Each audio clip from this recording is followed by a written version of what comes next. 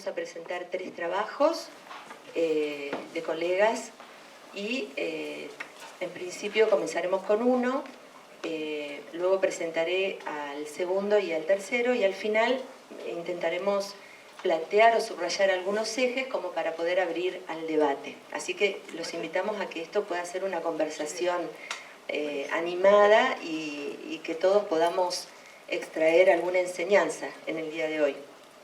Bueno, en primer lugar voy a presentar a la licenciada Edith Benedetti. Ella es psicóloga egresada de la UBA,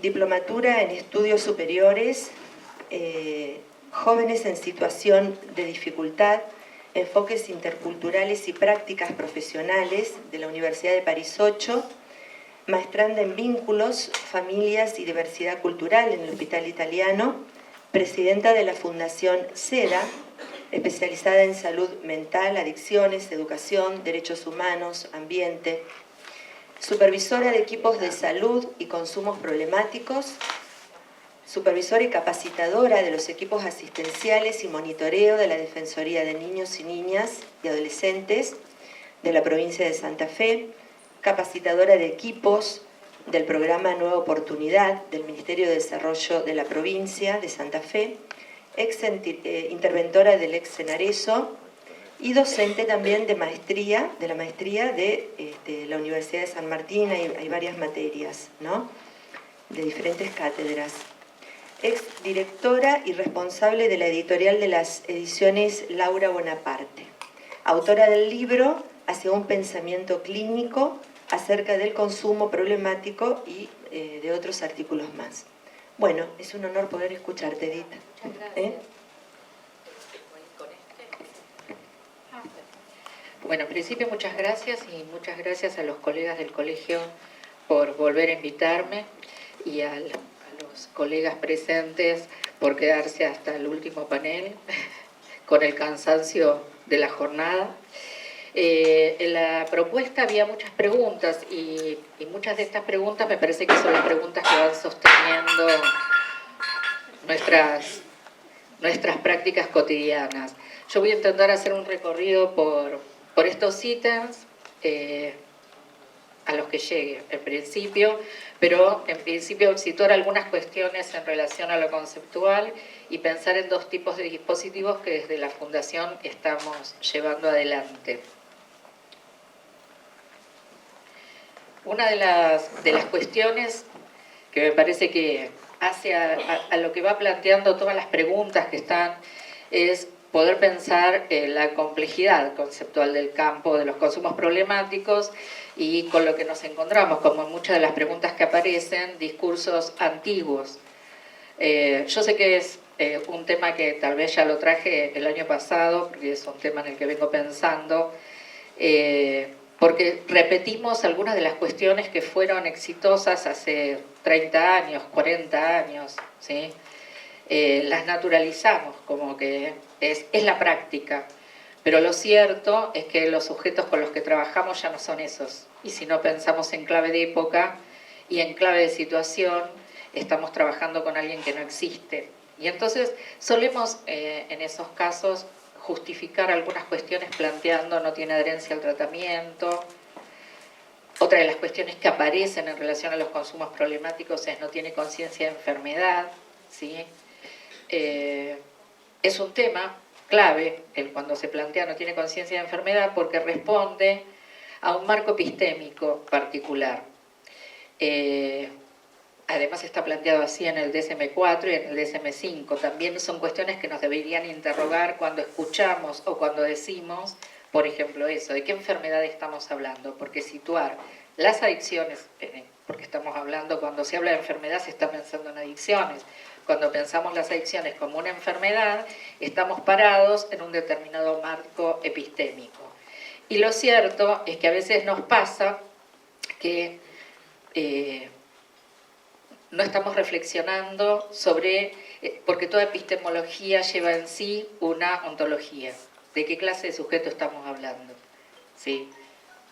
Entonces, una propuesta para repensarlo es pensar en clave de epistemologías críticas. ¿Qué es lo que decía ahí pensar para actuar y actuar para pensar, porque en líneas generales nos vamos encontrando en los discursos conceptuales en hacer lecturas, que en la universidad también nos plantea desde ahí, lecturas de autor. Yo creo que tenemos que tener lecturas de lector, poder apropiarnos de los conceptos. Porque, digamos, hay una discusión que está en agenda si los conceptos, los marcos epistémicos son sistemas cerrados, conceptuales, por lo tanto desde ahí podremos en todo caso justificar por qué no atendemos a alguien, porque no encaja en ese sistema conceptual, o si pensamos que los conceptos son caja de herramientas, al estilo Foucaultiano. Particularmente yo estoy parada desde ese lugar y pensar en la epistemología crítica implica, en el texto inicial decía pensar dispositivos en clave de hibridación. Somos muchos los colegas que venimos pensando en esa línea, algunos llaman un pensamiento mestizo, es tomar, hoy la colega que me antecedió hablaba de las recomendaciones de Freud sobre lo que debíamos leer, y lo cierto es que no es posible hoy leer únicamente psicoanálisis. ¿Sí? La discusión además si es comunitaria, si es psicoanálisis, también son cuestiones y discusiones anacrónicas que responden a posicionamientos políticos. Por eso es centrarse en la clínica, que la clínica en sí es un acto político, y poder pensar desde ese lugar. Nosotros estamos pensando en este colectivo en qué implica pensar desde lo híbrido, ¿sí? Es pensar con los... trabajaba esto Lévi-Strauss, la antropología, nutrirnos de conceptos de la sociología, de la antropología, de la filosofía, pero fundamentalmente para poder dar respuesta a una producción de subjetividad en estas latitudes. Muchas veces estamos pensando conceptualmente en un sujeto que conceptualmente fue pensado en lugares donde funciona, hoy hablaba algo de esto también la colega que me antecedió, el capitalismo central, ¿sí? Nosotros no estamos en esa situación y cotidianamente nos encontramos con procesos desubjetivantes, no solamente con algunas presentaciones absolutamente arrasadas, sino con efectos desubjetivantes incluso de los equipos de salud dentro de los centros en los que trabajamos. Una de las cosas que también vengo trabajando es el concepto de alienación, que Marx trabajó en algún momento, pero en clave de lo que pasa dentro de nuestros dispositivos de salud. Y el nivel de desubjetivación de los profesionales de la salud en general y de los profesionales de la salud mental en particular.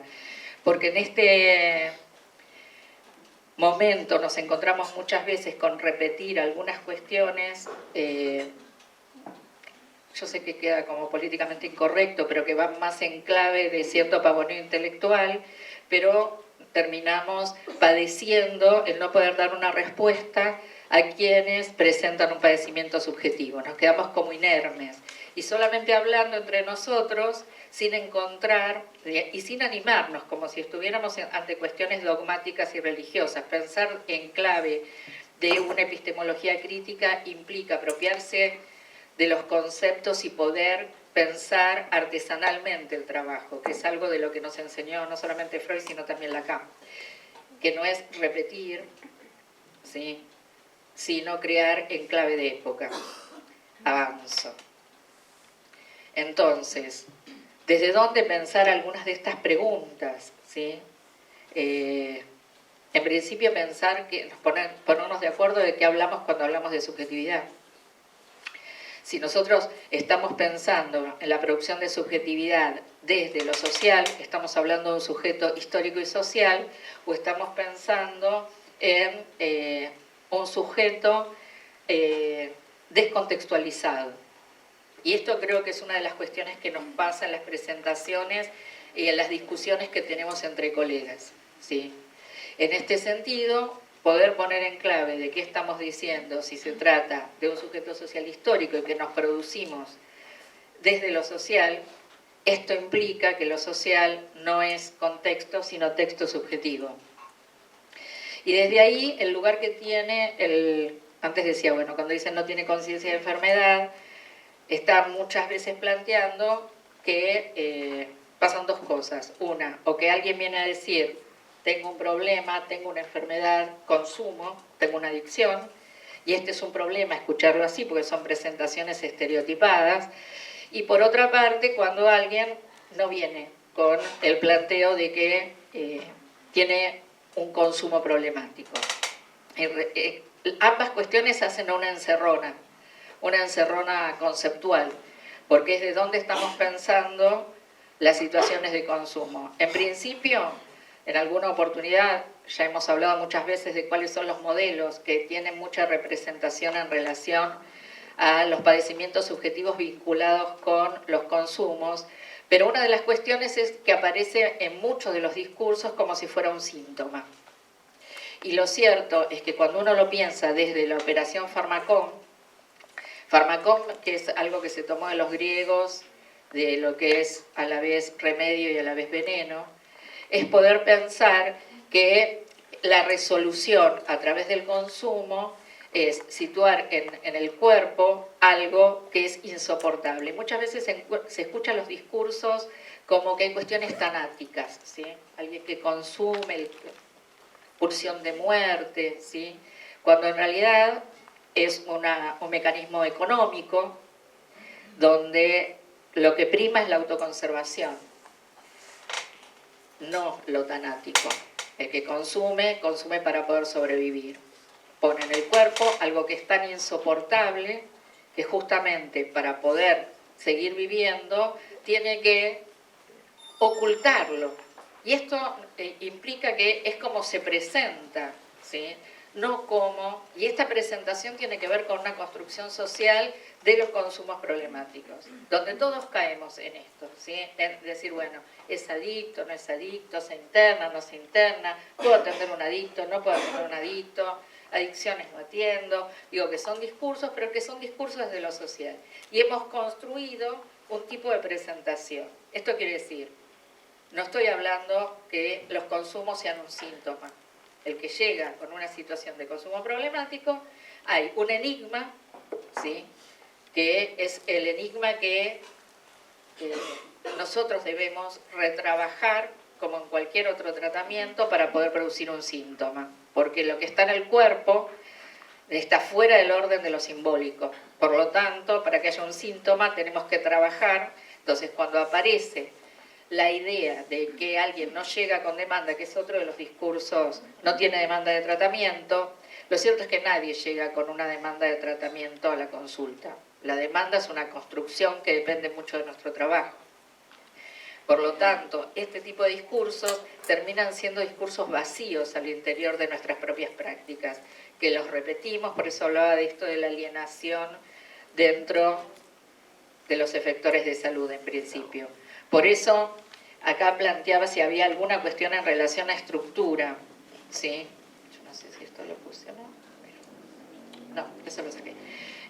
Sí, hay cuestiones en relación a estructura, porque la presentación de consumos problemáticos tiene distinta significación en tanto si se trata de una estructura neurótica o de una estructura psicótica, y hacer diagnóstico diferencial es sumamente importante. Cuando aparecen algunos planteos en relación a la abstinencia, ¿sí?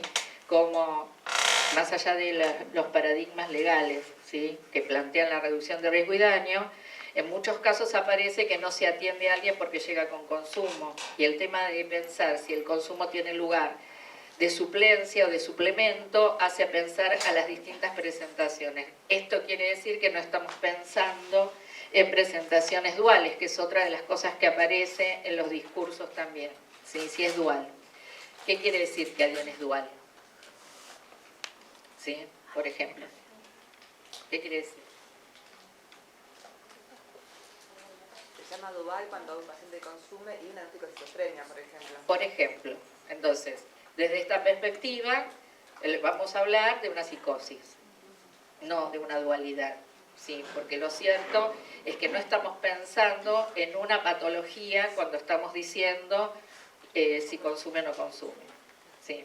Y en esto de cuando un consumo es problemático o no, En realidad, si nosotros atendemos la singularidad, porque es lo que nos caracteriza, trabajaremos en todo caso ese particular vínculo que alguien tiene con el consumo para ver en qué punto esto es problemático o no. Puede ser problemático, por ejemplo, para alguien que consume desde todo el día y no puede parar de hacerlo y entonces inhibe cualquier otra posibilidad de desear algo, por ejemplo, y hacer algo, o puede pasar que alguien consume solamente en el fin de semana, pero en ese consumo expone su vida, por ejemplo, con conducir, ¿sí?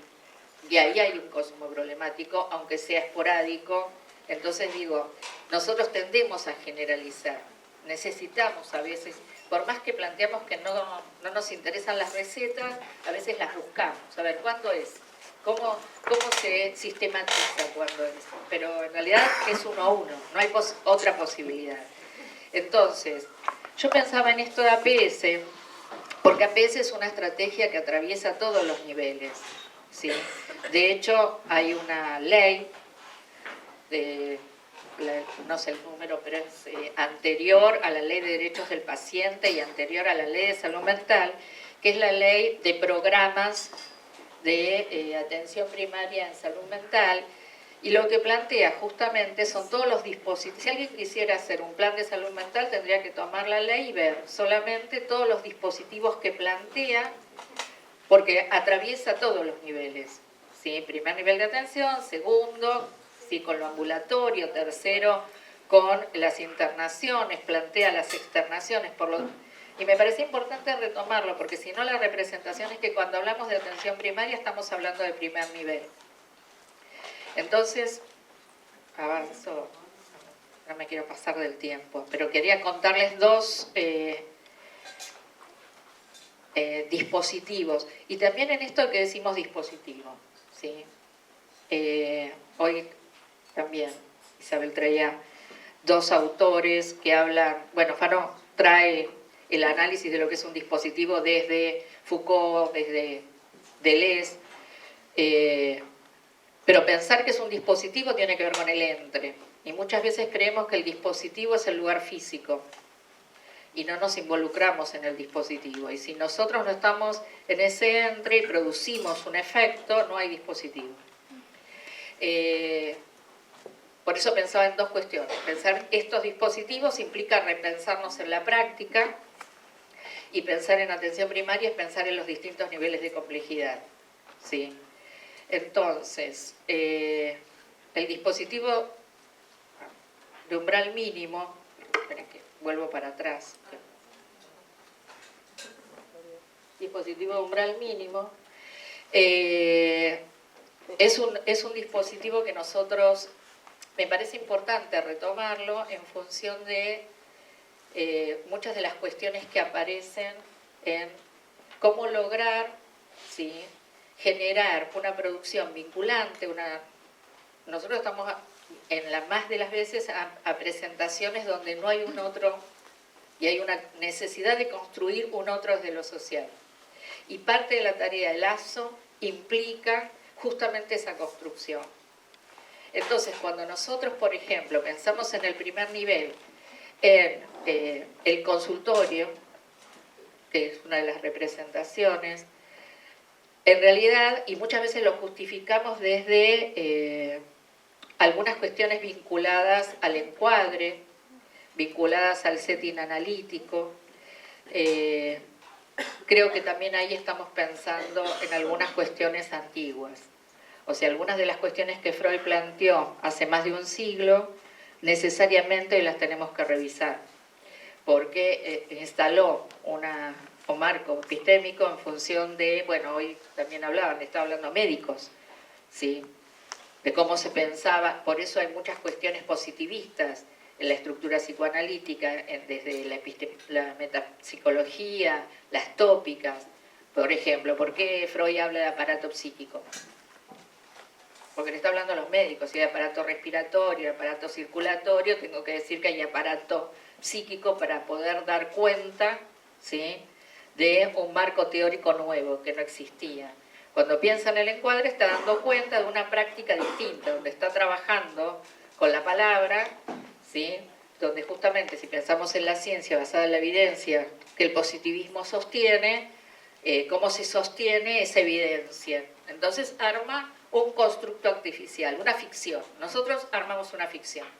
Ahora, en el 2019, ante las presentaciones actuales, si nosotros pensamos que esa ficción es solamente dentro del consultorio, vamos a estar en problemas. Por eso umbral mínimo de requerimiento implica crear dispositivos flexibles, ¿sí? Es más, salir a construir esos dispositivos, por eso la discusión del setting, salir a construirlos fuera. Desde umbral mínimo, ustedes ahí ven algunas fotos, que es, por ejemplo, aquella de allá, que es la puertita al lado de la casa, que es un dispositivo que nosotros tenemos, que el año pasado presenté ese dispositivo, en la Villa 13, en Ciudad de Buenos Aires, donde nosotros salimos a trabajar como lo hacíamos desde el hospital. Porque cuando estábamos en el hospital también salíamos a trabajar ahí donde había una necesidad. Donde había, por ejemplo, grupos ranchando en los pasillos de la villa, donde pusimos consultorios móviles, donde salimos a construir, ¿sí? Eso que decía, un otro es de lo social. ¿Para qué? Para generar justamente un efecto que sea a contrapelo de lo que desubjetiviza, ¿sí? Ahora, cuando nosotros planteamos cuestiones que tienen que ver con el tiempo y el espacio, que hacen al setting, en las más de las veces equivocamos, ¿sí?, la intervención. Porque cuando nosotros estamos citando a un paciente con una presentación de consumo problemático, particularmente, una de las cuestiones que nos va a pasar es que pasa, que ustedes lo deben vivir, nunca llega generalmente en día y horario que fue pautado. Por lo tanto, una de las cuestiones que se suele hacer es, cuando llega, que llega siempre otro día y otro horario, plantear que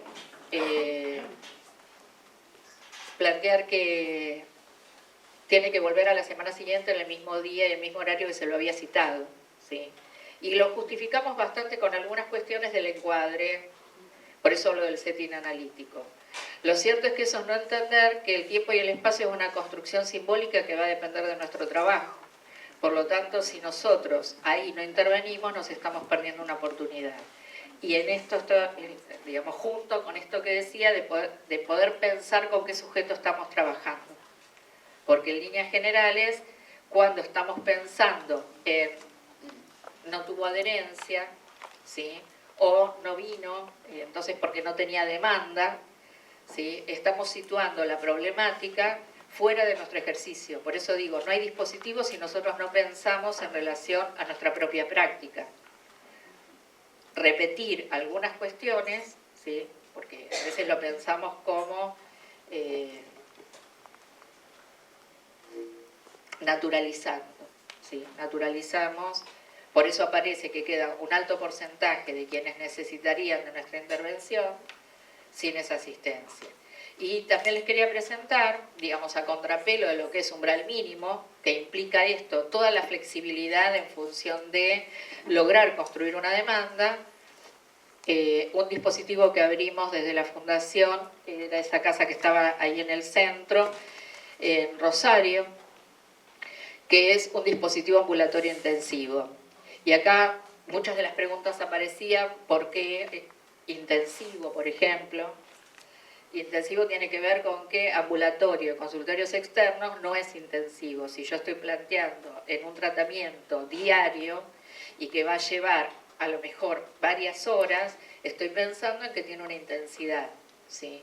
Y esto lo situamos en función de un dispositivo terapéutico. Una de las cuestiones que muchas veces nos encontramos en relación a los tratamientos es pensar el centro de día como un lugar para estar.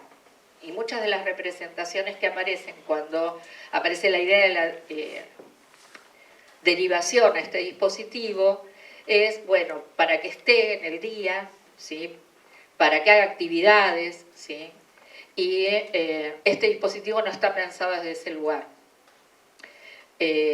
nosotros pensamos en el trabajo clínico, pensado singularmente, no es pensando en esto de las comunidades y esto que aparecía, las instituciones que tienen alta representación social que centran en que es una patología el consumo, por lo tanto, si a todos les pasa lo mismo, que es una representación que, por eso hay tantas manifestaciones de los pacientes con respuestas estereotipadas. Lo que les pasa es eso y vienen a decirnos lo que, yo digo, los de ciencias de la educación han construido conceptualmente lo que es el oficio de alumno. Yo creo que nosotros construimos el oficio de paciente, vienen a decirnos lo que supuestamente queremos escuchar. Y justamente cuando insistimos en eso es cuanto más alejamos la posibilidad de un tratamiento. Entonces, el dispositivo es más, muchas veces digo umbral máximo de requerimiento. ¿Y por qué umbral máximo? Porque se trata de acordar un determinado dispositivo clínico con el paciente. De hecho, tiene que firmar un consentimiento informado donde el tiempo que esté en la institución es un tiempo de tratamiento.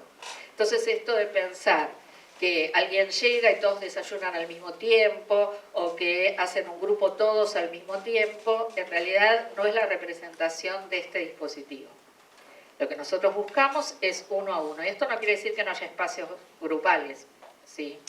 Y esto no quiere decir que no haya algunas actividades que pueden tener que ver con lo expresivo en otros lenguajes que no sea la palabra. Porque justamente la palabra es lo que está como imposibilitada. Cuando aparece muchas veces la palabra, aparecen estos discursos estereotipados de consumir, no consumir, consumir de nuevo, no quiero consumir, o, digamos, no puedo parar, o no vine porque había consumido. Digo, cuando nosotros es más, muchas veces aparece que en algunas derivaciones aparece claramente el plantear, bueno, la derivación es porque consume, ¿sí? La derivación es, y entonces el paciente llega diciendo, yo vengo porque consumo, y justamente eso es lo que nosotros intentamos descorrer. Por eso me parece clave instalar en esto de pensar desde el lugar conceptual que no es un síntoma, que es una presentación. Y pensarlo como una presentación implica sostener el enigma en alguna de las otras diapo decía que justamente lo tóxico no es el consumo, por lo tanto lo tóxico es un enigma que nosotros tenemos que retrabajar y que tampoco es un síntoma. La otra. La clínica entre varios, me saltaba una. Y nosotros trabajamos en el dispositivo desde esta lógica de la clínica del entre varios. Esto implica que el abordaje es interdisciplinario. La clínica del entre varios implica esto. Sí hacer un diagnóstico integral y un abordaje integral, y cada uno nosotros tenemos un equipo donde hay musicoterapeuta, donde hay una terapeuta que trabaja desde el psicodrama, digo, las distintas actores institucionales del equipo interdisciplinario entran en juego a partir de una decisión clínica del equipo base de psicólogo, médico psiquiatra y trabajadora social. Y la propuesta es esto, yo ahí pongo esto de que estamos obligados, ¿no? Y la verdad es que yo creo que estamos obligados a repensar e inventar dispositivos que produzcan esto, lazo social y un movimiento, porque el tema es cómo se conmueve determinada posición subjetiva, que de alguna manera es de dejar de responsabilizar al otro de lo que no nos está saliendo a hacer, que es una de las cuestiones que muchas veces nos enfrentamos en el cotidiano. Por eso esto de oponer aquello que destrama y que desubjetiviza, porque en líneas generales nos vamos encontrando con situaciones donde los pacientes han tenido ya muchas intervenciones en distintos dispositivos y cada una de esas intervenciones logró en líneas generales producir más efectos subjetivantes institucionales. Por eso, poder pensar desde un lugar, como dice ahí, ético y de responsabilidad. Voy a ir terminando, porque me parece que ya me pasé mucho en el tiempo. Pensar en red, porque a veces aparece como si uno tuviera que solucionar todo.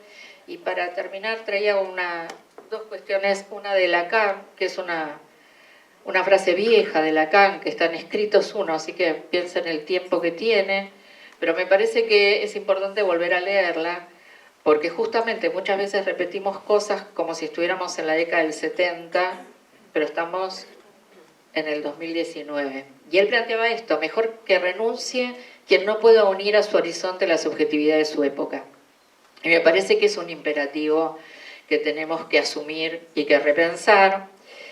Y traía también esto de Freud, donde Freud había planteado este chiste que hizo suyo sobre lo imposible, que era educar, curar y gobernar, y él dijo esto, que él se empeñó en la segunda, que era curar, y cuando llegó a Estados Unidos le hicieron un reportaje y él dijo esto, que había sido un hombre afortunado, que nada en la vida le había sido fácil. Y me parece que en relación a nuestra profesión y a nuestra tarea cotidiana, y sobre todo los que nos dedicamos a trabajar con presentaciones tan complejas, ¿sí? Con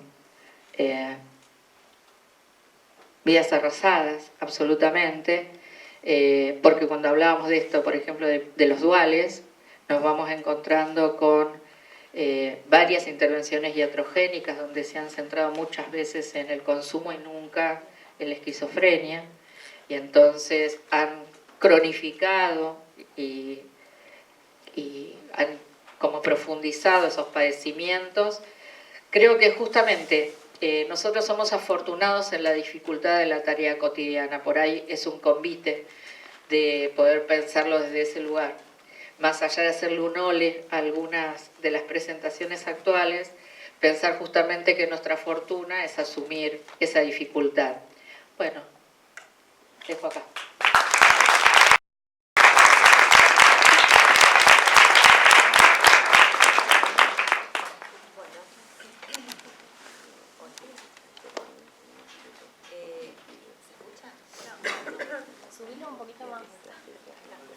Hola. Bien, bueno, muchas gracias. Vamos a pasar ahora al trabajo del programa Andrés, de Carolina Bonifacio y Julio García. Carolina Bonifacio es psicóloga, integrante del equipo interdisciplinario número 2 de la Dirección Provincial de Promoción de los Derechos de la Niñez, Adolescencia y Familia del Ministerio de Desarrollo Social de Santa Fe. Actual directora del dispositivo cultural y terapéutico de PAR, integrante de PAR desde el año 2009, participando en diversos dispositivos de asistencia y en espacios institucionales. Y Julio García, psicólogo, psicoanalista, integrante de PAR desde el año 2000, participando de diversas funciones asistenciales de formación e institucionales. Actualmente es coordinador del área académica y director del equipo de terapias individuales. Bueno, muchas gracias. Buenas tardes a todas y todos. Agradecer la invitación de las colegas, los colegas de la delegación. Y bueno, la verdad que un gusto participar en estas jornadas.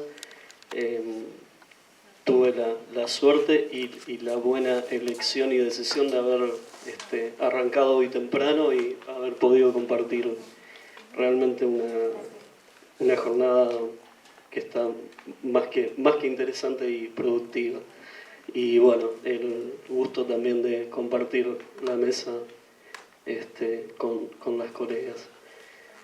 Yo cuando me convocaron, bueno, también convoqué, digamos, invitamos a Carolina, porque me parecía esto, desde el programa Andrés Rosario, PAR, actualmente, poder transmitir un poco algo del orden de la experiencia. Y yo, como no estaba pensando en hacer un escrito, cuando me lo pide Juliana, me agarra medio de sorpresa, entonces escribo, le pongo un nombre y pongo una historia breve de Par y sus prácticas.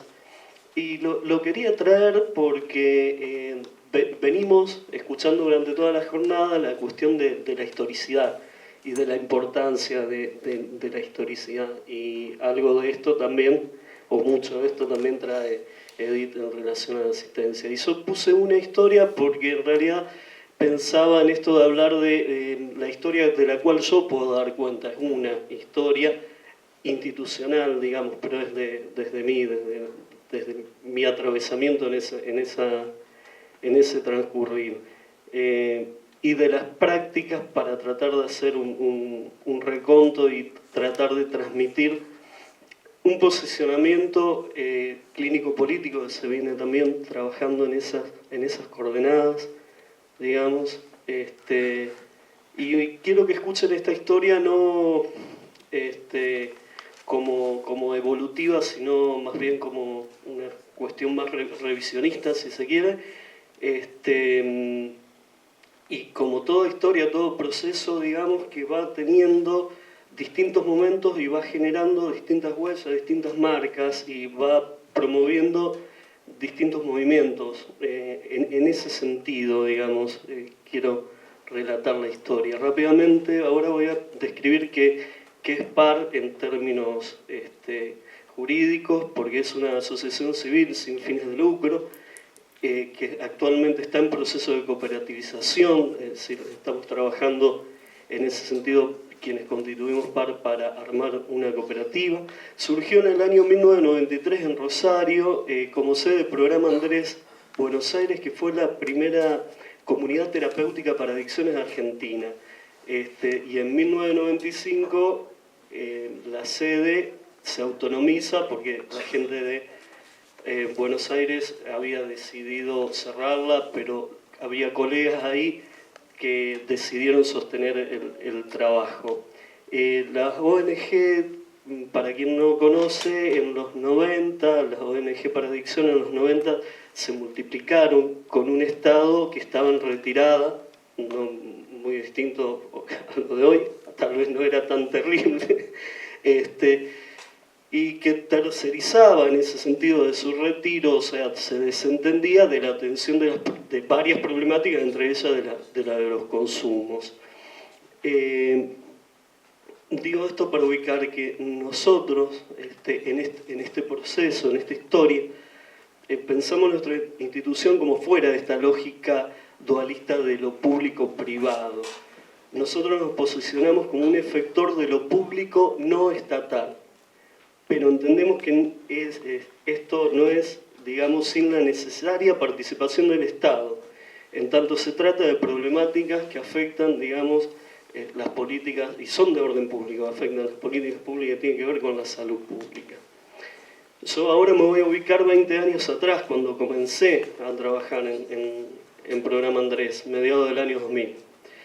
Esto es importante en términos de ubicar, vuelvo a decir, contextualmente, voy a hacer una especie de fotos.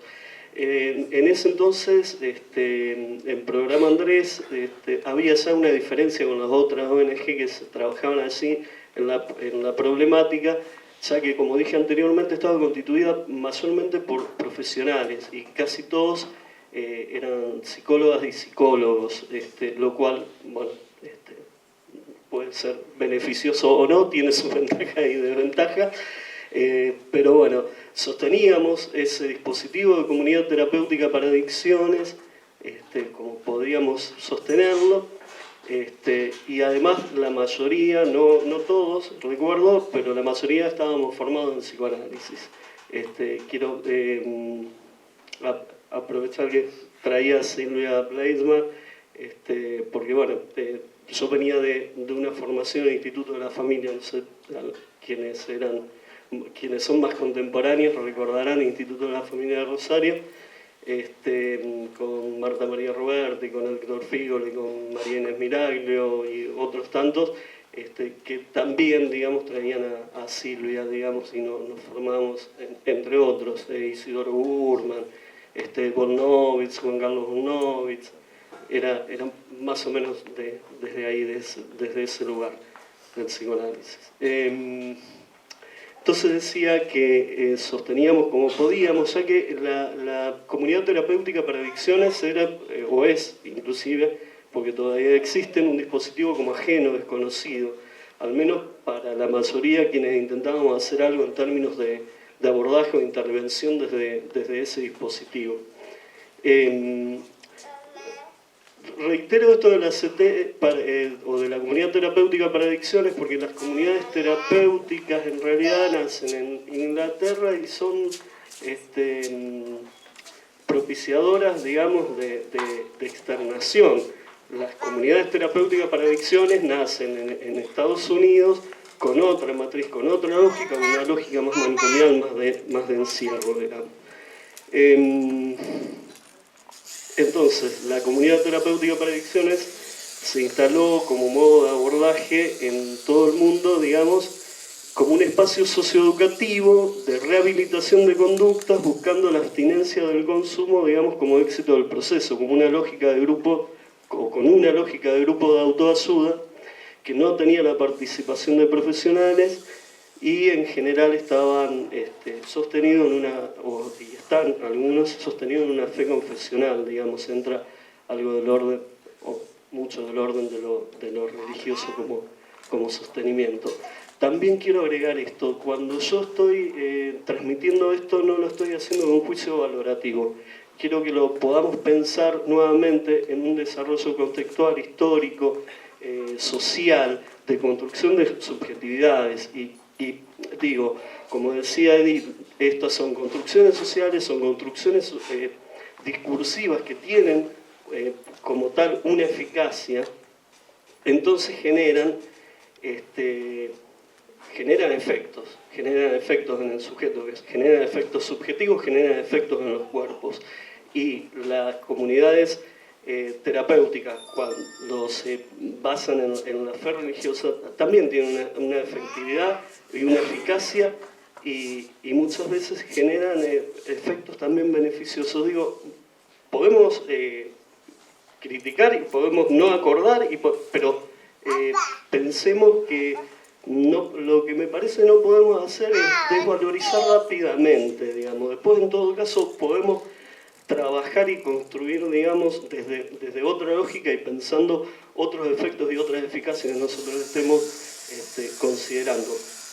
Pero lo que quiero traer es esto, no hacer rápidamente un juicio de valor. Obviamente que nosotros no podíamos sostener la comunidad terapéutica como tal, con la lógica, porque no teníamos la fe confesional y no teníamos la lógica de la autoayuda y sin las intervenciones profesionales. Entonces yo ponía acá que esto de no tener esas lógicas nos colocaba en un lugar inquietantemente privilegiado. Y acá voy a tomar también, o coincidir también con Edith, porque podíamos y necesitábamos construir, inventar para poder sostener o declinar en el intento de hacer en y con la comunidad terapéutica para adicciones de nuestra función y de nuestra formación.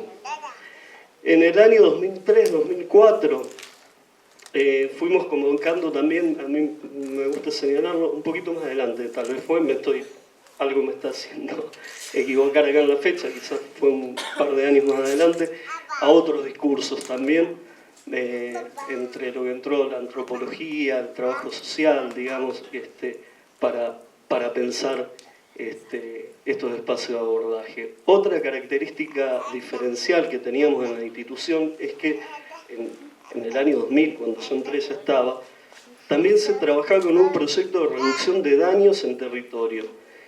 Los colegas de aquella experiencia traían preguntas e inquietudes al interior del equipo, que por entonces era uno solo que se repartía en varias tareas. En aquel momento éramos entre 15 y 20. Hoy, en el área de asistencia solamente debemos ser 30 a 40. casi el doble, digamos, y en la institución muchos más, pero no los quiero marear con eso. Pero en ese momento éramos entre 15 y 20 y hacíamos distintas tareas dentro de la comunidad terapéutica, dentro de un grupo ambulatorio que había, y en este proyecto de reducción de daños, de riesgo de daño en territorio, estaba asociado al VIH. Tal, digamos, como hoy todavía acontece también, pero con otro contexto y con otras discusiones, quienes trabajaban o quienes trabajan y sostienen la estrategia de reducción de daño en general se llevan a las patadas con quienes sostienen la lógica de la comunidad terapéutica. En tanto, digamos, abstencionismo como modo o espacio de abordaje. Esos posicionamientos políticos o clínico-políticos no nos eran, mejor dicho, nos eran ajenos. No nos eran y nos eran ajenos, porque nos eran ajenos en tanto no teníamos una contradicción en eso, y no nos eran ajenos también porque nosotros participábamos de espacio con otros y donde cuando íbamos con las ONG de que eran comunidad terapéutica nos criticaban porque hacíamos reducción de daño, y cuando íbamos con quienes hacían reducción de daño nos criticaban porque estábamos en la CT. Yo quiero decir que entiendo que lo antagónico en realidad son las políticas de prohibicionismo que hace del abstencionismo en todo caso radical un modelo de tratamiento versus la política de enfoque en derechos humanos que sostienen líneas de modelo de reducción de riesgo de daño, digamos. Me parece que ese es el antagonismo.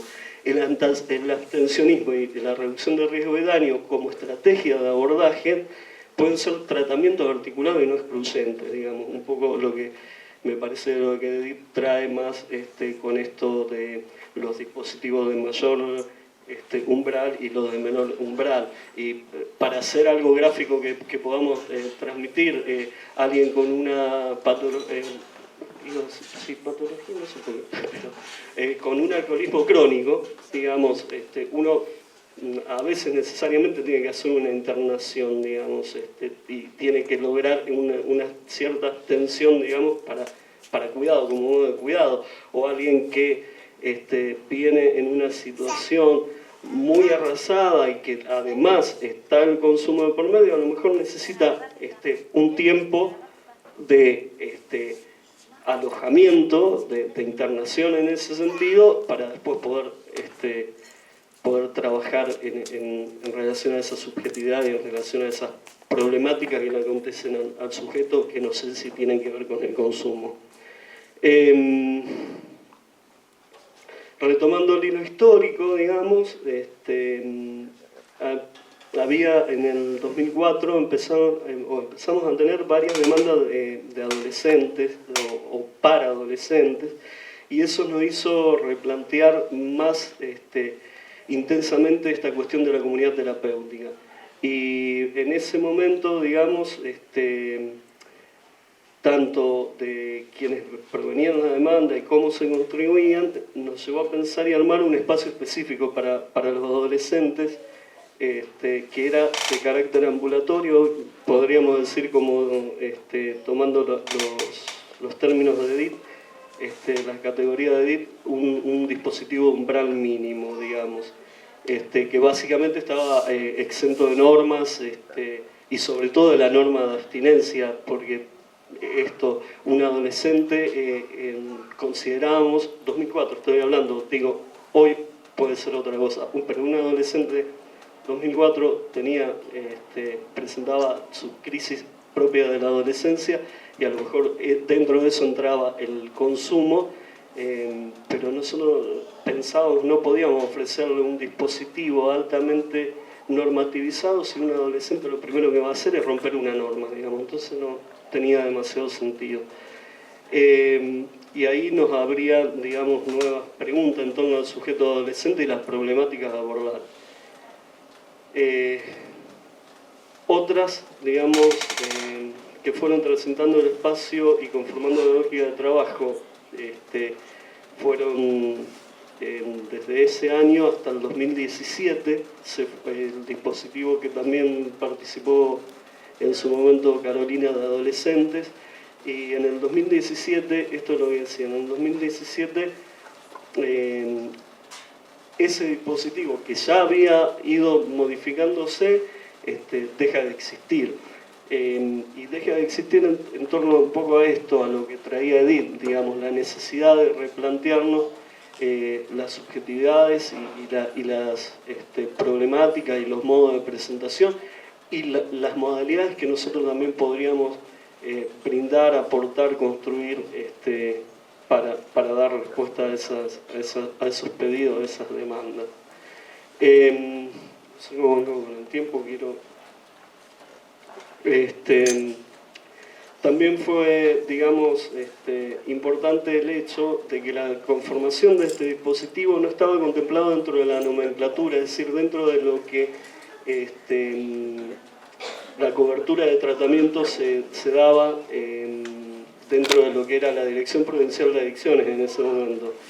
Y nosotros propiciamos este trabajo, armamos este trabajo y lo llevamos a la instancia de la Dirección Provincial y logramos, digamos, que este dispositivo sea tenido en cuenta dentro de la nomenclatura. Digo, fue un trabajo también político, y porque había una pregunta por ahí sobre el recurso, el Estado y los límites de los recursos. Digo, me parece que cuando también no estamos, o inclusive cuando estemos trabajando dentro de lo estatal, nosotros podemos agendar y podemos propiciar que se generen recursos y que se generen instancias necesarias para dar respuesta a las necesidades de la población. Me parece que eso tiene que ver también con nuestro trabajo clínico-político. Bueno, yo la verdad tengo un poco más para decir, pero me gustaría pasar, redondear un poco con esto, digamos. Necesitamos permitirnos escucharnos y alojar, digamos, aquello que no necesariamente siempre implica un saber o tener que saber qué hacer con eso, digamos, sino sobre todo, digamos, como también lo decía Edith, en estas complejidades. Yo no sé si existe, me parece que no, digamos, esto de la especialidad en adicciones, digamos. Puede haber una especificidad dentro de un hacer, pero eso lo dejo como pregunta. Porque siempre hay, si no, demandas de esto, de ustedes o vos trabajás en, no, qué sé yo, y son lógicas, ojo, como decía antes, no quiero hacer juicio de valor ni hacer algo peyorativo de esto, digo, hay mucho del demonio en los discursos, en esto de la droga, digamos, ¿no? Y casi cuando, digamos, la lógica del demonio es llamar al exorcista, digamos. Y no sé si no tenemos el lugar del exorcismo. Me parece que es escuchar y alojar, como decía Edith. Bueno, estos procesos también me parecía a mí necesario marcar. Traté de no ser tan teórico en la base psicoanalítica, sino más bien también porque me parece importante esto de la construcción subjetiva, pero desde lo social y de los discursos y la eficacia que tiene eso. Y me parece, quería hacer tomar una frase que la otra vez escuché de Mayra Arenas, no sé si la tienen, un reportaje que le hace Juan Carr, y decir, parafrasearla, digamos, decir que es un prejuicio estúpido de la burguesía pensar, podríamos decir, que haciendo un tratamiento es como se termina con las adicciones. No es con tratamiento que se termina con las adicciones, en todo caso, sino con política. Nada más. Voy a darle lugar a Carolina para que le cuente un poquito del dispositivo cultural y terapéutico. Gracias.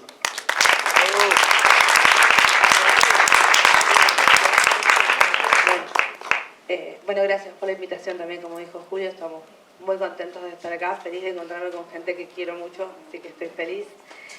Pensé que me iba a ser más fácil de cómo llegamos hasta el dispositivo, porque nos quedamos en el 2004, estamos en el 2019, cómo llegamos de ahí hasta acá, bueno, fue toda una construcción y que lo es constantemente. Ahí cuando decíamos que en el 2017, porque ya venía, ya estaba en la comunidad terapéutica también, bueno. Formé parte un poco de todo este proceso de cómo llegamos de la comunidad terapéutica al dispositivo que actualmente coordino, el cual quería contarles un poco en qué consiste, más descriptivamente para saber, digamos, en esto de cómo venimos transformando algunas cuestiones, de cómo abordar la problemática del consumo o el consumo problemático. El dispositivo se llama Dispositivo Cultural Terapéutico, es intencional lo de cultural primero y terapéutico después, porque intentamos cambiar un poco el lenguaje, digamos, crear a partir de las presentaciones de las y los usuarios y usuarias que acudían a nuestra institución a solicitar un tratamiento por la problemática de consumo. Entendimos que el lenguaje hablado no alcanzaba a todas esta clase de personas que se presentaban. Y además porque también está apuntado a personas que se encuentran en situación de vulnerabilidad social, básicamente que están atravesados por la problemática de consumo.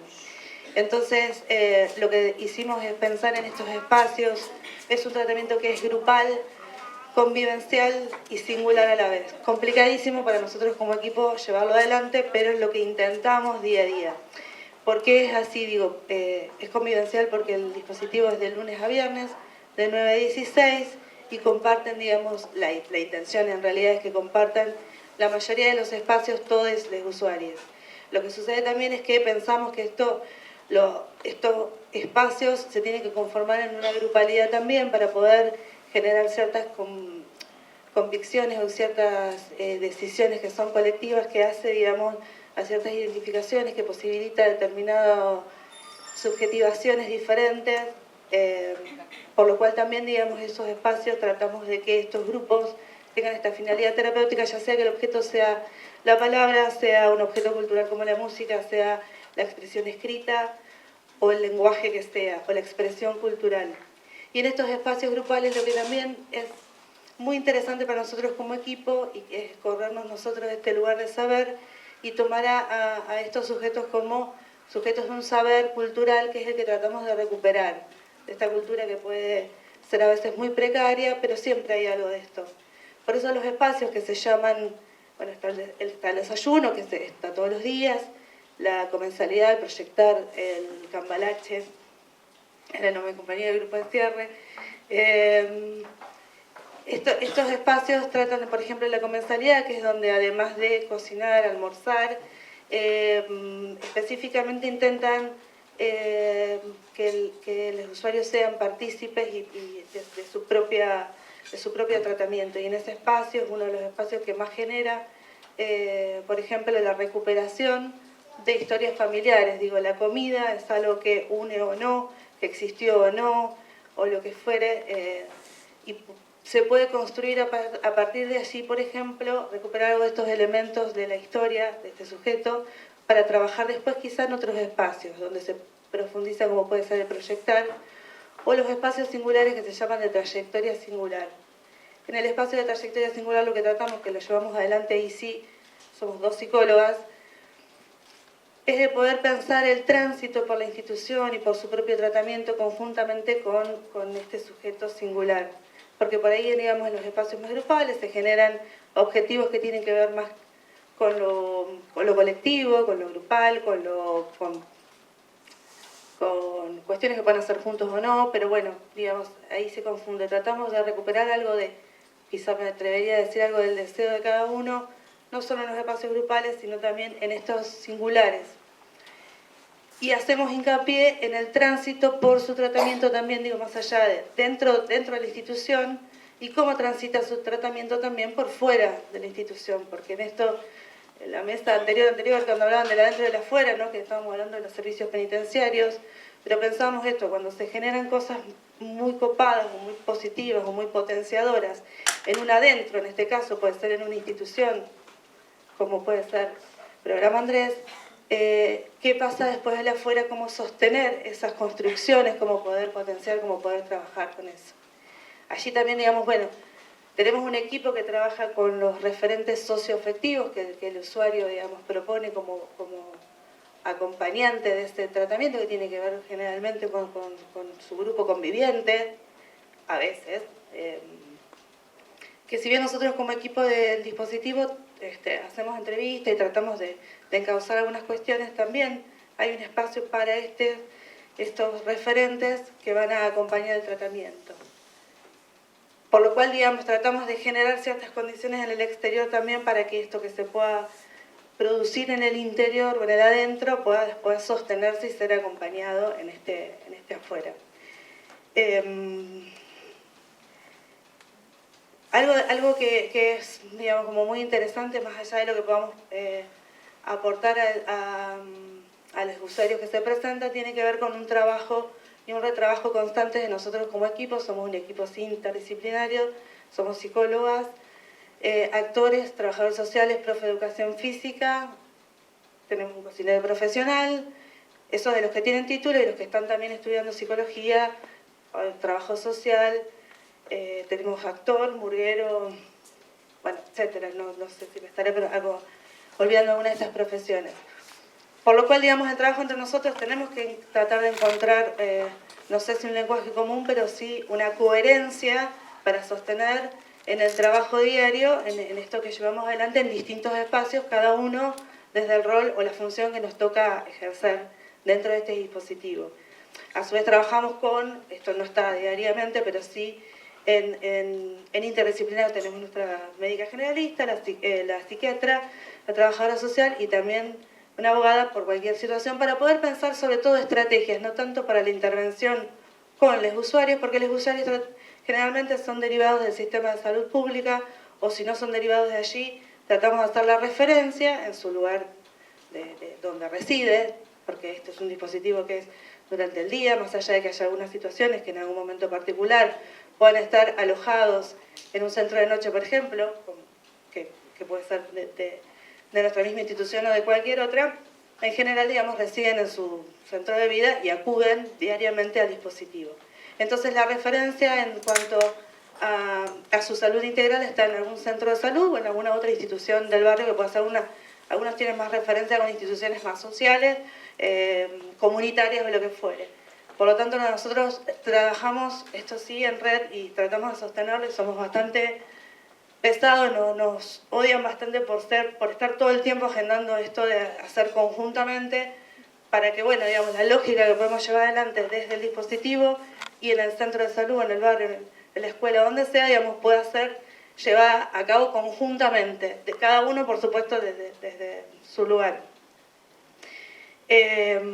Podría describir cada uno de los espacios, pero bueno, me parece que como, si les interesa después se los cuento, en esto de que cada uno a lo mejor tiene un objeto en particular, cultural, que tiene que ver, por ejemplo, un espacio de territorios corporales, donde también incorporamos algo que nos costó mucho tiempo a nosotros como trabajadores y sobre todo psicólogos, esto de la palabra, el hablar, el expresar, el escribir y no tomar el cuerpo como también parte de este sujeto, esta sujeta que venía a atenderse con nosotros. Por lo cual el espacio de territorios corporales sí creo que es algo bastante innovador que llevamos adelante con todo lo que, insisto, lo que nos cuesta, porque es una construcción diaria. Poner el cuerpo, digamos, como ya sea a mover el cuerpo, haciendo gimnasia, yoga, meditación, o a pensar en este cuerpo también, a registrarlo, a tomarlo en cuenta, a incluirlo, ¿no? Un poco, ¿no? Para no separar esto de mente-cuerpo. Bueno, hagamos cuando hablamos de abordaje integral, nosotros nos llenamos siempre la palabra la boca, ¿sí? Bueno, abordaje, bueno, creo que en esto estamos intentando sumar cada vez más estos elementos de la cultura, de lo que dejamos olvidado y de no psicologizar y de, bueno, de tomar, sí, nuestra especificidad, digamos, de las disciplinas, pero poder multiplicar en estos espacios. No sé si... Bueno, era un poco contarles eso. Muchas gracias.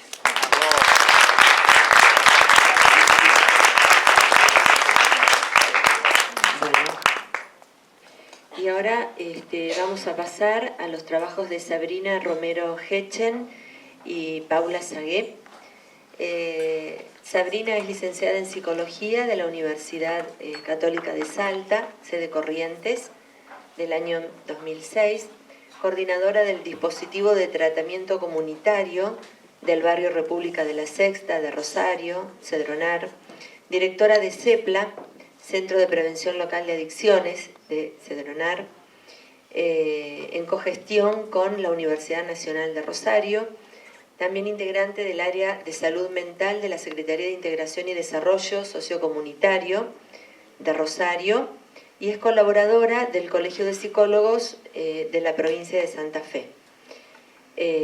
Paula Sagué es psicóloga, también, bueno, es de la Universidad Nacional de Rosario, 2013, co-coordinadora del dispositivo Tratamiento Comunitario del Barrio República de la Sexta, Rosario, del Cedronar, integrante de la Secretaría de Extensión de la Facultad de Psicología de la UNR desde el 2019 y psicóloga del SAMCO de Santa Teresa, colaboradora también del Colegio de Psicólogos.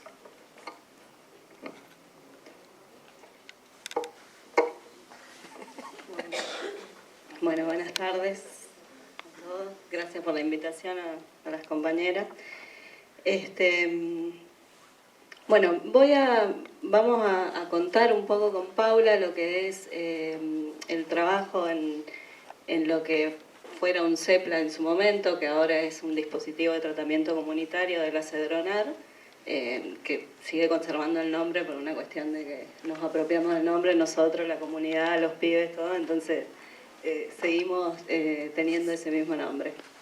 Y también porque un poco seguimos conservando la misma lógica de trabajo que en su momento fue fundacional, digamos, para estos centros de prevención.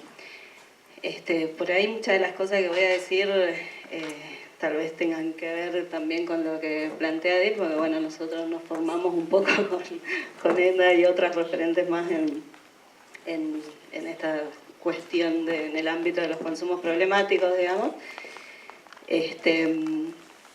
Pero bueno, para entender, para contextualizar un poco, digamos, CEPLA significa Centro de Prevención Local de Adicciones y surge como política pública en el año 2014 en la reestructuración que se produce en la Cedronar, digamos. En el que trabajamos nosotras es una cogestión con la Universidad Nacional de Rosario, entonces nosotros tenemos una pata en la Cedronar y una pata en la universidad. Y estamos en el barrio República de la Sexta de Rosario, que es el mismo barrio donde está ubicado el CUR, que es la Siberia, o sea que quienes han estudiado ahí seguramente conocen el barrio. Volviendo un poco a la historia, ya que Julio trae esta cuestión de cómo nacen, digamos, los dispositivos, cuál es la historia de cada espacio, de cada centro, por ahí contar o el recorrido que por lo menos a mí me gusta hacer en relación al surgimiento de lo que es el CEPLA tiene que ver con ubicar 3 movimientos que se producen en ese momento histórico, digamos, en este momento histórico en el que, bueno, ahora estamos medio en otro momento, pero todavía intentamos conservar algunas cuestiones. Pero bueno, por eso me gusta pensarlo en 3 movimientos. Uno es, por ahí, el punto de partida, que es la sanción de la Ley de Salud Mental y lo que todos y todas sabemos en relación a los consumos problemáticos, la inclusión de las adicciones en esa ley, el corrimiento que se produce de lo penal a lo sanitario, digamos. Eso, junto con la sanción del plan integral de los consumos problemáticos, que es el plan IACOP, que es otra ley, que también la Ley de Salud Mental 2010, el plan IACOP es del 2013, y sí, el plan de ACAP es del 2013. Y bueno, esto, digamos, en el plan aparece lo que sería la prevención y la asistencia de los consumos problemáticos, que todo este cuerpo normativo implica además un posicionamiento político en relación a los consumos problemáticos, digamos. El segundo movimiento tiene que ver cuando todo este cuerpo normativo se transforma en política pública, y es ahí que se produce la reestructuración de la CEDRONAR en el 2014, y se crean los centros de prevención y otros dispositivos como política pública, digamos. En este caso, los CEPLAS en su momento surgen como desde lo que sería la prevención inespecífica, digamos, un centro de prevención local de adicciones en relación a, o sea, ya sea para personas que consuman o no. Entonces, en ese sentido aparece como una política universal pensada más desde el lugar de la inclusión, digamos. Y el tercer movimiento tiene que ver un poco con cómo todo esto se materializa en las prácticas concretas que tenemos los trabajadores, en este caso en el dispositivo o en los trabajos es un poco como que este proceso ubica ciertas coordenadas para poder situar nuestra práctica, digamos, desde un enfoque de derechos, y además también marcó un horizonte de hacia dónde producir ciertas transformaciones en relación a los consumos problemáticos, con quiénes y con quiénes producir estas transformaciones, por lo menos marcó una línea, digamos. En el 2017, nosotros arrancamos en el 2014 con el gobierno anterior. En el 2017, después del cambio de gestión, se modifican los lineamientos de trabajo nuestro, pasamos a hacer un dispositivo de tratamiento comunitario, que incluye, si se quiere, un método mucho más riguroso de sistematización, de registro y sistematización del trabajo, pero por todo el trabajo previo que teníamos conservamos bastante lo que es la lógica anterior, digamos, nada más que sumamos algunos lineamientos de tratamiento comunitario. Así que por eso por ahí lo seguimos nombrando CEPLA y seguimos conservando, si se quiere, algunos principios o ideas rectoras fundamentales en relación al trabajo nuestro. Pensamos al CEPLA como un dispositivo promocional asistencial, en el sentido de, si hablamos de promoción y de lo que trabajamos desde la prevención o prevención inespecífica, hablamos de promoción de derechos, pero también de promoción de posibilidades, de sentidos, de transformaciones, o la promoción de un proyecto de vida, digamos, la construcción de un proyecto de vida. Y la asistencia como una asistencia integral, en el sentido de que como espacio de prevención podemos ubicarnos como el soporte comunitario de las estrategias que se definan. Por ahí pensaba en eso cuando leía en el programa que decía la hipervaloración de los espacios de prevención en detrimento de la asistencia. Me parece que estamos en un momento donde es necesario pensar la integralidad de las acciones en relación a los consumos problemáticos. Bueno, después más adelante igual sigo un poco con eso, pero la modalidad de trabajo nosotros para ordenar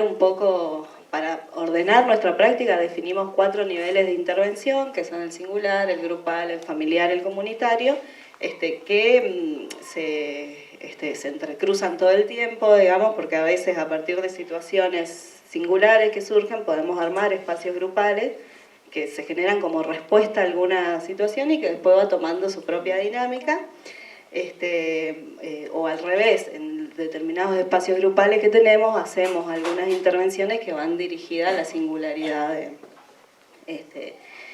Bueno, intentamos por ahí abordar cada problemática en su singularidad y haciendo un salto, si se quiere, a un nivel poblacional de la problemática para después volver a cada caso en particular.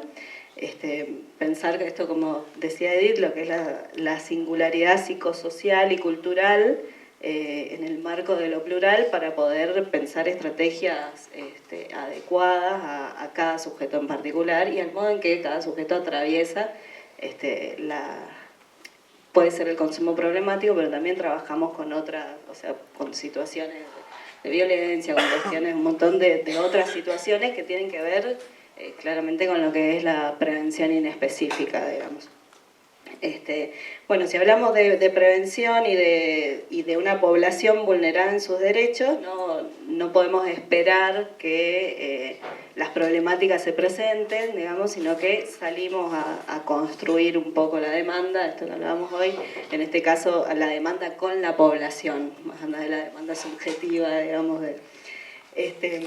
Y este salir se produce, o por ahí lo armamos en función de 3 principios, si se quieren, que tienen que ver con la disponibilidad, la proximidad y la oportunidad, que también tiene que ver con tener un mínimo nivel de exigencia, digamos, en relación a la oportunidad, tiene que ver con cierta cuestión, y la disponibilidad también, con cierta cuestión de estar disponible para, no sé, para acompañar a un turno, por ejemplo, cuando articulamos con algún dispositivo de asistencia o con algún centro de salud, nos ha pasado un montón de veces esto de que no van a los turnos y demás, bueno, cierta disponibilidad o flexibilidad nosotros para no burocratizarnos, si se quiere, en nuestra práctica en determinadas coordenadas de tiempo y espacio, sino movernos un poco y poder acompañar a algún turno, gestionar, o ir en otros horarios, organizar otras cosas, digamos, que tiene que ver con eso, la disponibilidad, la oportunidad también de poder pensar que determinados encuentros, que o que se acerquen los pibes con alguna situación, además eso puede ser un momento de apertura para alguna otra intervención o para trabajar alguna cuestión. Y la proximidad tiene más que ver con estar afuera del dispositivo, digamos, con estar tener cercanía con la comunidad. Bueno, lo de la prevención inespecífica, un poco, ya me parece que te lo dije, obviamente trabajamos desde ahí, apuntamos, si se quiere, a lo que es la construcción de ciudadanía, bastante más difícil en esta época, pero por lo menos son los objetivos que tenemos, digamos, en el pleno acceso a los derechos. Y en estos últimos años, digamos, con lo que es el retiro del Estado, el recorte de ciertas políticas públicas, porque si se quiere, el abordaje de determinadas situaciones tiene que ver con el acceso a políticas de seguridad, políticas de seguridad social, políticas de salud, de educación, y ante el recorte de determinadas cuestiones nos vemos que actualmente, digamos, muchas de las estrategias que podemos armar o que tenemos que armar tienen que ver principalmente con poder, o sea, como una primera instancia de poder garantizar ciertas cuestiones que tienen que ver con las necesidades básicas. Entonces, por ejemplo, la alimentación, esto que vos hablabas del espacio de la comida, no era algo que lo teníamos incluido en nuestro dispositivo, o en la cantidad de actividades que hacemos. Bueno, en este último tiempo aparece como un momento, o sea, hay que pensarla como un momento previo a alguna actividad y obviamente la trabajamos también con ciertos criterios, digamos, en relación a las actividades grupales. Pero así un montón de cuestiones que tienen que ver primero con resolver otras cuestiones en relación a con otras condiciones y después pensar en posibles abordajes, o por lo menos en integrarlo de alguna manera, digamos. Bueno, una gran dificultad en el abordaje de los consumos, no solamente como problema de salud mental, digamos, de pensarlo como una problemática de salud mental, sino de salud en general, digamos, como una problemática de salud, es la fragmentación que existe entre asistencia, prevención y promoción, por ahí en lo que es todo el sistema, o por lo menos lo que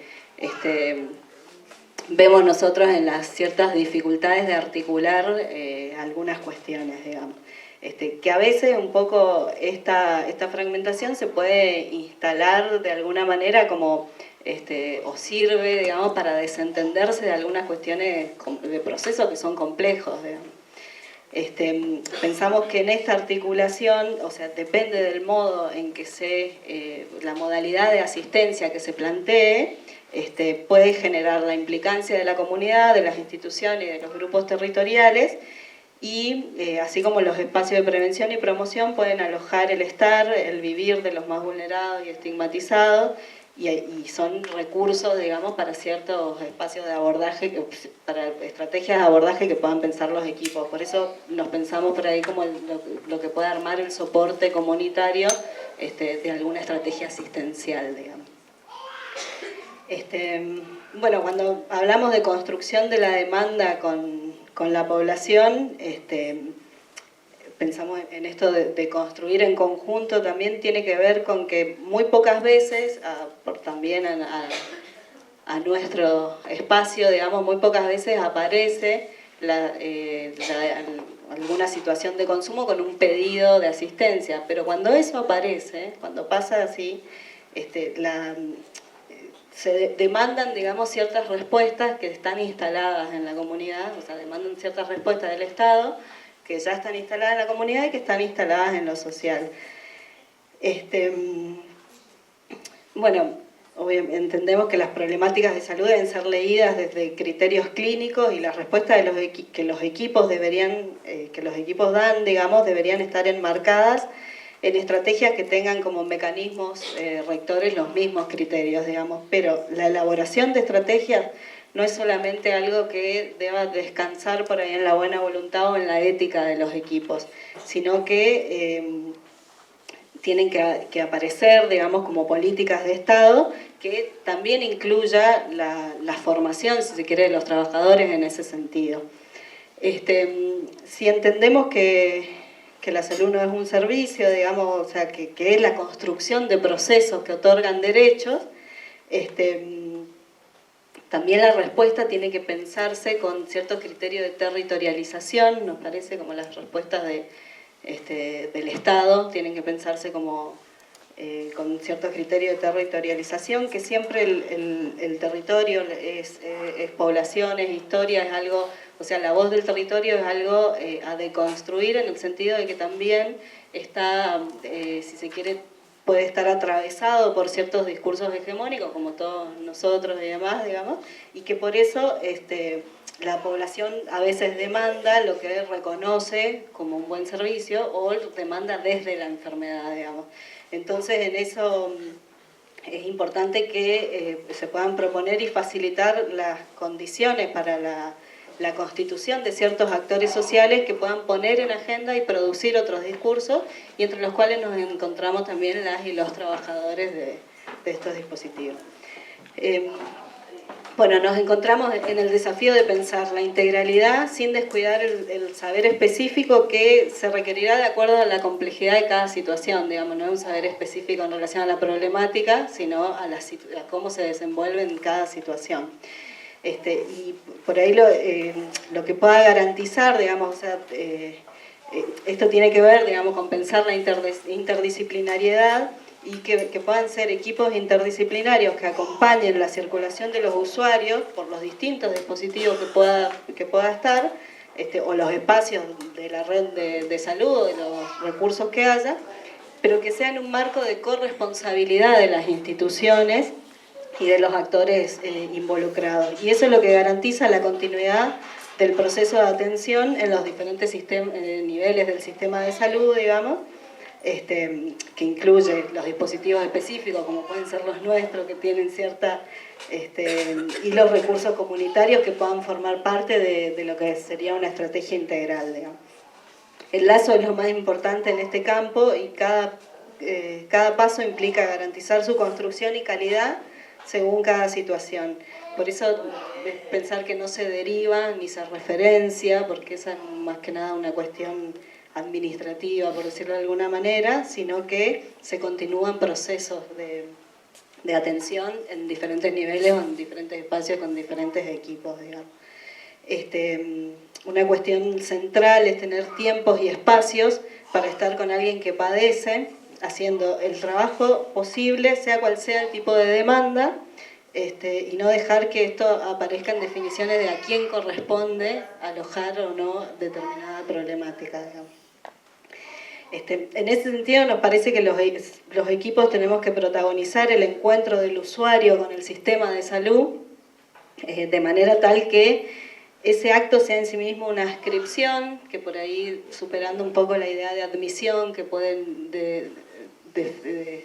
tener una no admisión, digamos que haya algo de una adscripción de los usuarios al sistema, digamos, pensándolo como respuestas del Estado, y que trabajar sobre, y vuelvo, o sea, retomo un poco lo que es la noción de derivación, porque muchas veces ante la complejidad de determinadas situaciones termina siendo una deriva del paciente, digamos, del usuario, como cuestiones, sobre todo lo que es en el trabajo en red, las cuestiones de la derivación o de cuál es el equipo que lleva adelante la intervención, la estrategia. Eso es algo que nosotros por ahí lo planteamos bastante en ciertas situaciones, ciertos abordajes de algunos casos, donde cuál es el equipo de referencia que va a marcar la dirección de la estrategia, digamos, y cuáles somos los equipos que somos un soporte o que hacemos un acompañamiento, o que también depende de las transferencias del usuario y de muchas otras cuestiones, digamos, pero es importante por ahí que en una estrategia se tenga en claro, ¿cierto? Y que también puede ir cambiando, o sea, hay momentos en los que puede ser el centro de salud o el equipo del centro de salud, hay otros momentos en los que somos nosotros desde el CEPLA los que marcamos determinada estrategia, depende del momento del proceso, digamos, que esté atravesando esa persona. Bueno, por ahí existen situaciones determinadas en las que se requiere el diseño de intervenciones de mayor complejidad, que el plan de abordaje se elabora de acuerdo a la singularidad, contemplando, bueno, esto que decía hoy, que puede ser la circulación del sujeto en distintos espacios, o incluso pensar a veces la generación de un espacio específico o singular para determinada persona ya en una institución o en una organización que ya esté trabajando en el territorio. Digamos, como pensar una estrategia dentro de un dispositivo para que eso lo hacemos nosotros en el CEPLA, por ahí si bien no puede, o sea, no lo sumamos a los espacios grupales, no lo sumamos a lo que ya está instalado, pero sí podemos pensar con algunos de los pibes que circula y que se generan en algunas situaciones, podemos pensar una estrategia particular para ese momento con ese adolescente, por ejemplo, a ese bueno, voy terminando. Bueno, pensar un poco esto del trabajo en red o de la integralidad sería que los centros de salud, las escuelas, las iglesias, los clubes barriales tienen que ser parte de un recursero que no sea solamente a la manera de un nomenclador, sino espacios que jueguen un rol en el plano de lo simbólico con una complementariedad de discursos y concepciones que impidan justamente la fragmentación, digamos, al tiempo que aporten para pensar al usuario como sujeto y no como objeto o recorte de las intervenciones de las distintas prácticas institucionales, digamos. También es importante por ahí pensar en la dimensión comunitaria, ciertos actores que puedan pivotear o acompañar lo que son el tránsito, digamos, del paciente o del usuario, en realidad entre los espacios de salud y los circuitos cotidianos del usuario,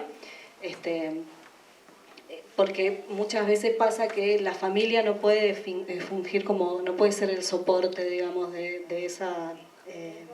ese joven o de ese adolescente, no puede hacer determinado acompañamiento y en algunas situaciones también hasta la misma comunidad termina expulsando a quienes consumen, digamos, sobre todo en aquellas que están muy atravesadas por los circuitos del narcotráfico. Entonces se necesita por ahí, mientras se trabaja desde lo comunitario, con las familias y demás, otro soporte, otro agente comunitario que pueda acompañar todos estos circuitos, o incluso en ciertos momentos de pausa o de atravesar algún momento de angustia, cuestiones que puedan alojar, digamos, cuestiones que la familia por ahí o los referentes afectivos no pueden en ese momento, en algún momento. Bueno, tomando un poco esto que planteaba Edith, de lo que es la APS, digamos, como lógica, y no como, o sea, como que es importante retomar eso de la APS como lógica de intervención, o lógica no solamente como entrada al sistema, como niveles, sino como lógica de trabajo, que incluso que por ahí en lo que son los consumos problemáticos, si se quiere, el trabajo ambulatorio es el de mayor complejidad, digamos, pensar estrategias de un tratamiento ambulatorio entra en los niveles de mayor complejidad, y que esto sea no como respuestas estereotipadas, sino como parte de políticas públicas integrales que puedan materializarse en las respuestas que artesanalmente diseñan los equipos interdisciplinarios trabajando en y con la comunidad.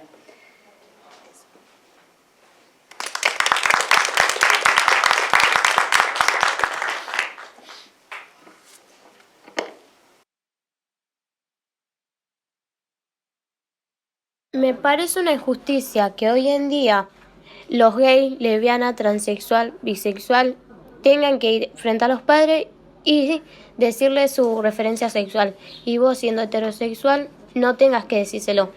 ¿Por qué la sociedad hoy en día cree que eso es normal? Para vos, ¿qué es normal? Salud, amigos. Son comunes escenas como estas en el hogar. La dueña de casa ocupada en este simple e importante quehacer.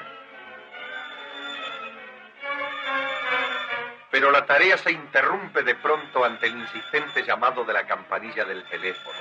El empoderamiento es la adquisición de poder e independencia por parte de un grupo social desfavorecido para mejorar su situación. Tanto tiempo sin saber nada de ella y con tantas cosas para contarle. El sarampión de Raulito, el vestido verde que se mandó a hacer Chela, esa película tan triste. Todo muy interesante. Lo malo es que la plancha sigue enchufada. El resultado puede ser una verdadera tragedia, tanto para nuestra confiada amiga como para sus vecinos. El empoderamiento es la adquisición de poder e independencia por parte de un grupo social desfavorecido para mejorar su situación. El empoderamiento es la adquisición de poder e independencia por parte de un grupo social desfavorecido para mejorar.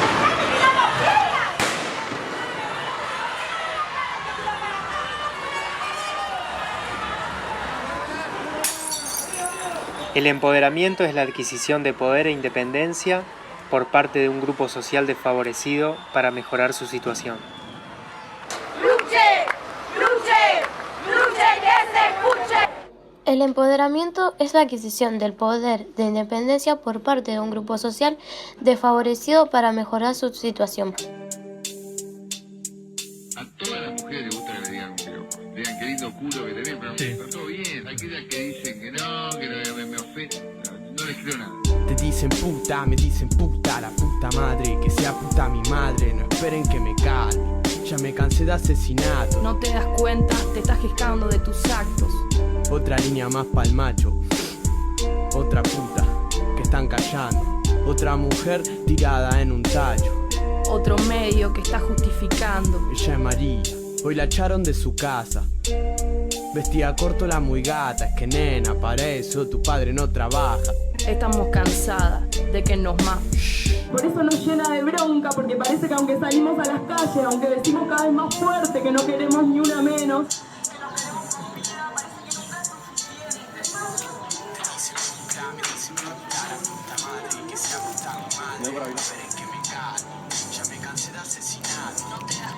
el empoderamiento es la adquisición de poder e independencia por parte de un grupo social desfavorecido para mejorar su situación.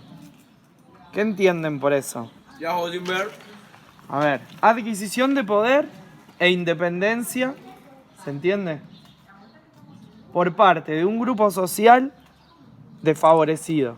¿Qué grupo social o qué grupos sociales son desfavorecidos? ¿Quién más? ¿Quién es más?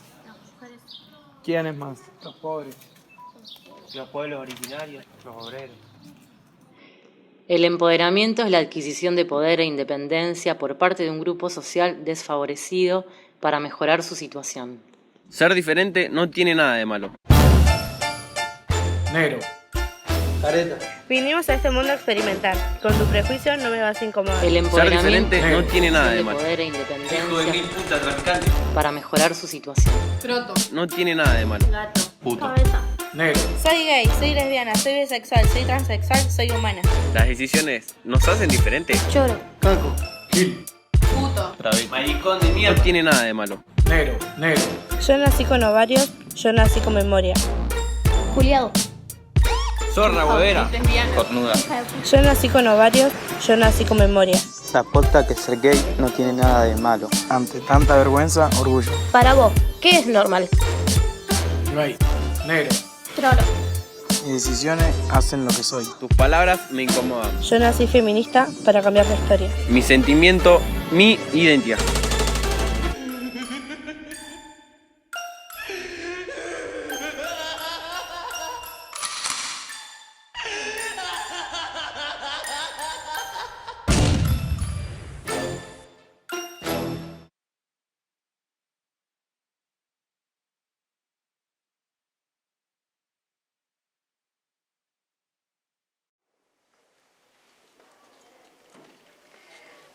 Bueno, lo que vimos es la ola de la indiferencia, que es de uno de los espacios que tenemos en el CEPLA, que es el espacio de jóvenes.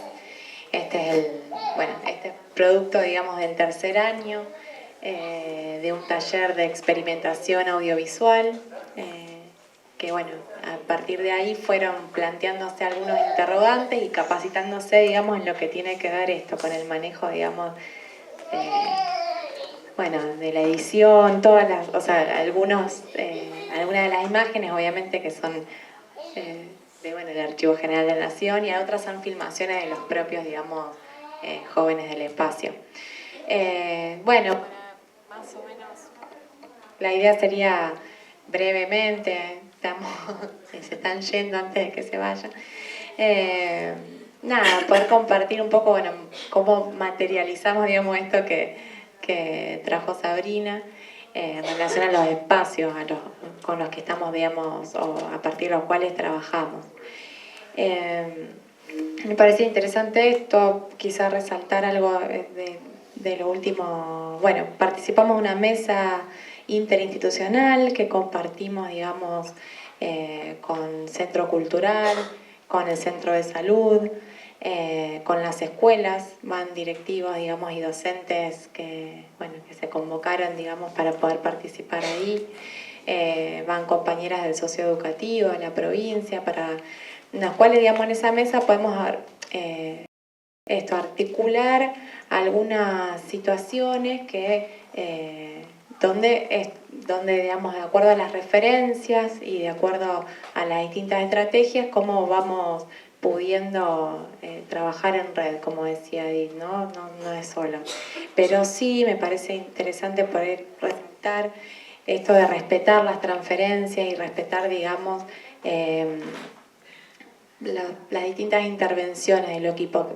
Insistimos mucho en que estas reuniones no se transformen en un gran hermano, en el cual no circulen, digamos, hasta historias e información que no es necesario, digamos, compartir, sino pensar la estrategia en este momento dado, en este momento singular, en esta situación singular también familiar o del sujeto, del usuario, digamos, y en base a eso poder construir la estrategia. Digo esto porque es muy frecuente y es una lógica a veces que hay que desinstalar continuamente de qué es lo que se comparte, digamos, en esas mesas, en esas reuniones de equipos, digamos. Por otro lado, hay distintos espacios que trabajamos con niñas y niños, los cuales uno también nace de esto que decía Sabrina, de cómo a veces una situación singular propicia o innova, digamos, o genera un espacio que podemos pensar también para trabajar, digamos, para proponer, digamos, como dispositivo. Eso es el espacio, por ejemplo, del Tuniate, que surge a partir, digamos, de una lectura, una supervisión también en relación a una situación singular, y cómo pensamos un espacio para trabajar algo en esto que vos decías, Carolina, de trabajar el cuerpo, ¿no? Trabajar cómo nos tuneamos, con lógicas de cuidado, con pensar también ahí lo estético y también traer en relación a lo que las y los niños van preguntando en torno a sus cuerpos, en torno a los cuerpos del otro, en torno a los límites, ¿no? De los cuerpos. Y también en este sentido, otro de los espacios de niños tiene que ver con Jaquemateando, que es un espacio de ajedrez, una experiencia de ajedrez que se viene haciendo hace 8 años en distintos lugares y que nosotros también abrimos el espacio para que se pudiera trabajar desde el ajedrez, pues nos parece muy interesante como objeto, digamos, cultural que posibilita trabajar en distintas líneas. Y también un espacio itinerante, en esto de poder pensar también dejar algo esto sin tanta norma, digamos, ¿no? Que pueda ser algo, un espacio de juegos abierto, en los cuales los mismos niños y niñas van trayendo, digamos, propuestas e intereses que vamos poniendo, digamos, también a trabajar.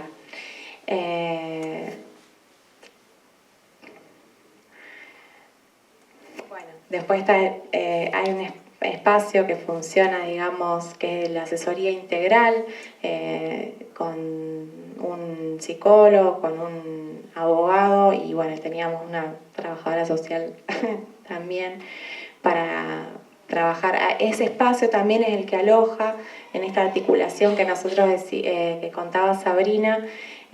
Por un lado tenemos también una responsabilidad en tanto que somos una cogestión de la Universidad Nacional de Rosario, pero además pensando en cómo materializar, digamos, estas lógicas en las prácticas concretas, pensamos que tenemos una responsabilidad también como formadores, digamos, ¿no? En relación a las y los estudiantes y los futuros profesionales.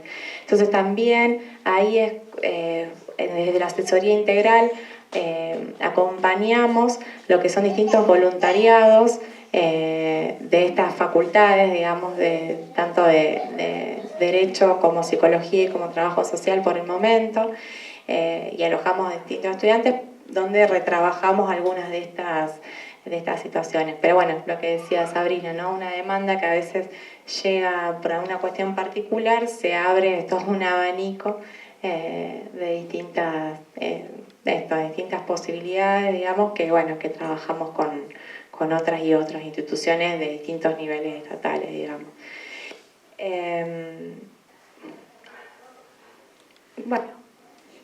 Después también, por otro lado, esto también articulación con diferentes referentes barriales, pensando cómo también acompañar, digamos, y potenciar esas referencias, y tratando de instalar, digamos, o reinstalar algo de esto de la reconstrucción de los lazos, pero potenciando y empoderando, digamos, a esos referentes que para poder, en la construcción de demandas, poder también que algo de eso lo pueda ir viabilizando la propia comunidad. No sé si algo más aparte de poder contar. Muchísimas gracias. Y pueden ver también, hay otros videos, otras producciones de las y los jóvenes, así que pueden buscar en CEPLA BLS en YouTube, están otros videos.